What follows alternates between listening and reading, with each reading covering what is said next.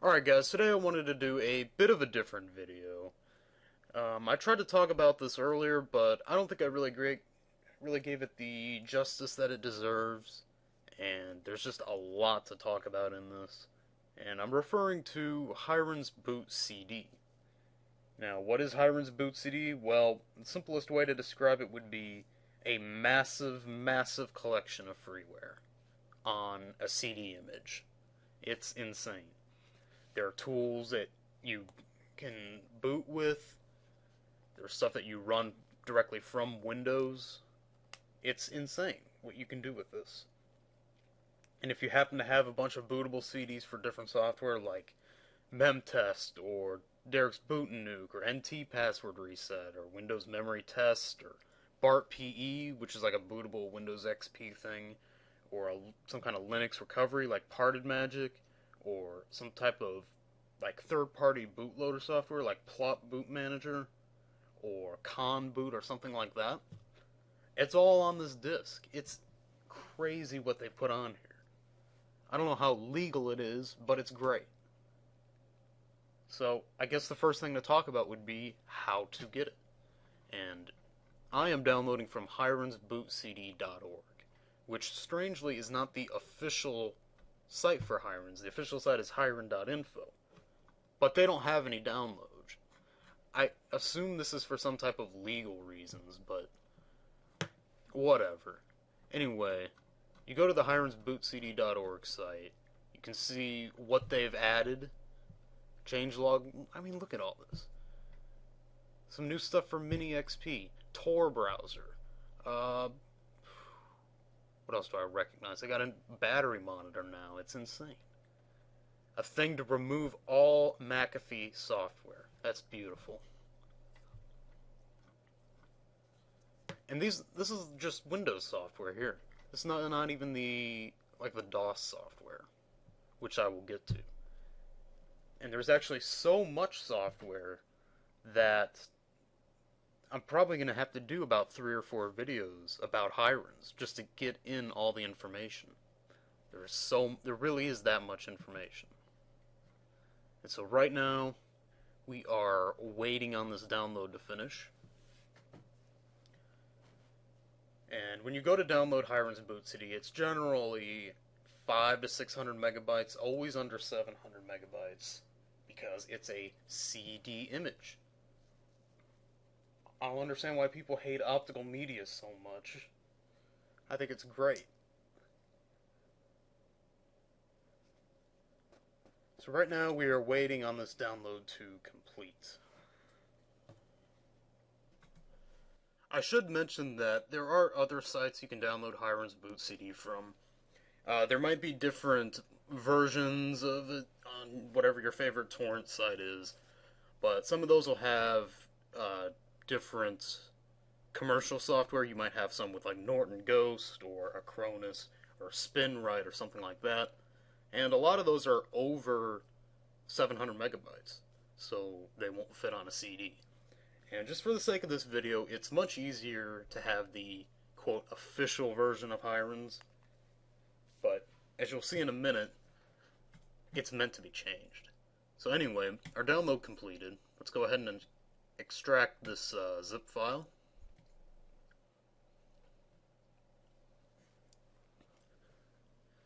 Should have put 7-zip on here.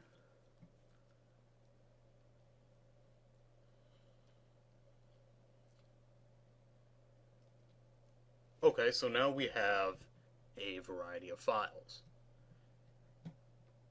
See, of course we have a changelog, which is nice. Another text file. We have our main Hirens Boot CD image. We also have a customization tool. You could add, I guess you could add other ISO images to this. Maybe you could add other programs or something. I'm not too familiar with it. I'm not going to change it up, but you can make your own Hirens Boot CD. It's great. Pick whatever keyboard layout you would use, and then you can make your new ISO image. And we have a burn to CD executable, which in case if you're using XP or don't want to use Windows's ISO burner, you can use this, and it'll burn a CD for you. Very nice. But we already have a ISO image of Hirens boot CD. As you can see, here it is. And we will discuss this a bit later. But now, let's boot into Hirens. So we have the disk in the drive. We are rebooting.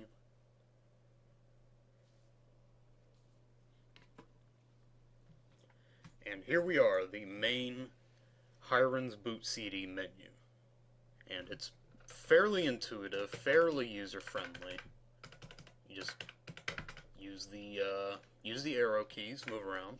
First option, boot from hard drive, which just boots into whatever you have.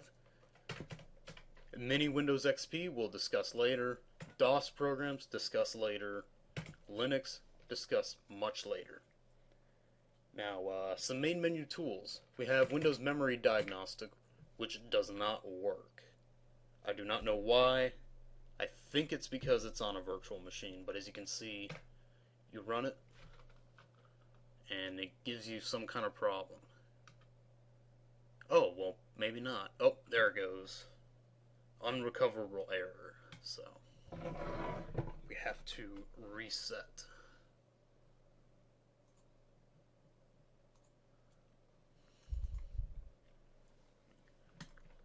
Anyway, we have memtest86 plus, and this will test the volatility of your memory.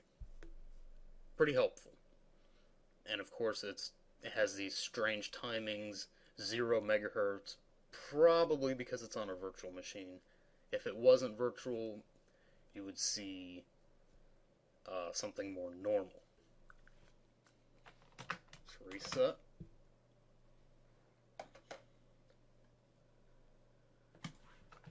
NT offline password changer. Very useful.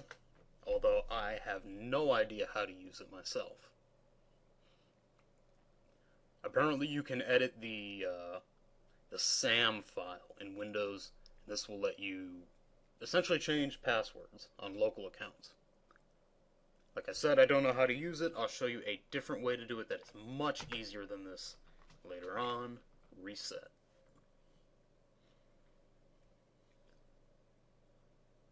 Conboot, a useful tool if the host computer has Windows XP, which this doesn't. And this is the free version of Conboot, which only works on XP.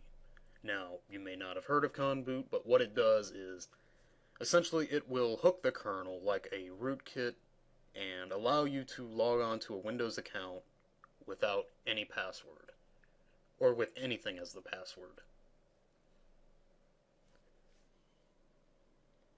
And this virtual machine does not have a user account with a password, so it wouldn't matter anyway.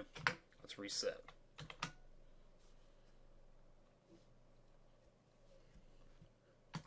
Seagate Disk Wizard, which is apparently Acrona's home. But notice this Alt plus T plus O plus K. So we fire up Seagate Disk Wizard. There it goes. And it's telling you, oh no, you have to have a Maxtor Seagate drive. Now, nobody's sadistic enough to actually own a Seagate or Maxtor drive. So you can press Alt, T, O, and K. And there you go. You're in a rebranded version of Acrona's home. You can clone your hard drive, you can somehow add a new hard drive. I don't know why you need this to do that. You can wipe a disk, show log. Oh, I only have one drive. Is there some way you can... Oh, I can do backup. My computer. See, there's my drive. It's all there. Very nice. Very nice software. Let's go ahead and reset and check out whatever the hell's next. Plop Boot Manager. Funny name. It's really only useful for older computers that cannot boot from USB natively. So I assume you would just plug in your USB drive, go to USB, and it would fire it up. But, of course, no USB drive in here. Reset.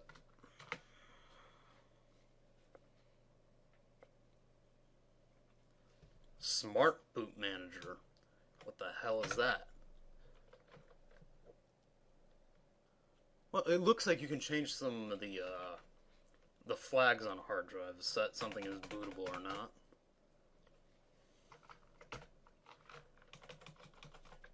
Record settings. Boot previous MBR.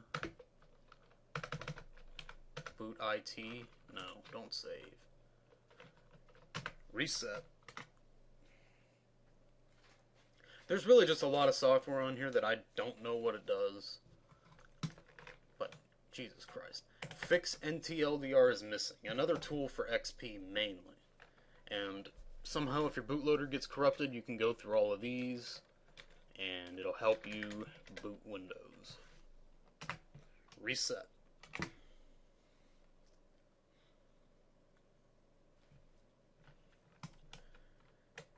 Everyone's favorite hard drive wiping tool, Derek's Boot and Nuke. I'm not sure if it's going to work in a virtual machine or not, and that's the problem. And of course this can do different types of wipes on hard drives if you like. You can do 1 pass, 3 pass, 35 pass. It's insane. And it doesn't work.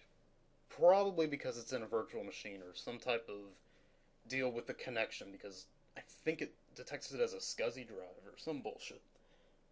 Anyway, I'll show you a different way to use DBAN later on. Let's reset.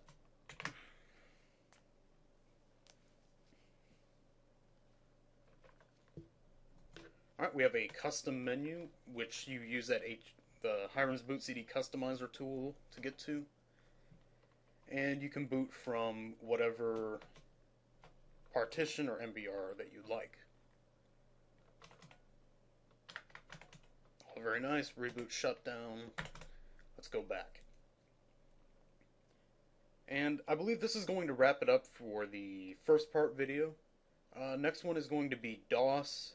Then I'll get to Windows and finally finish up on Linux and give you some final thoughts. So thank you for watching. Stay tuned. And we'll see you soon.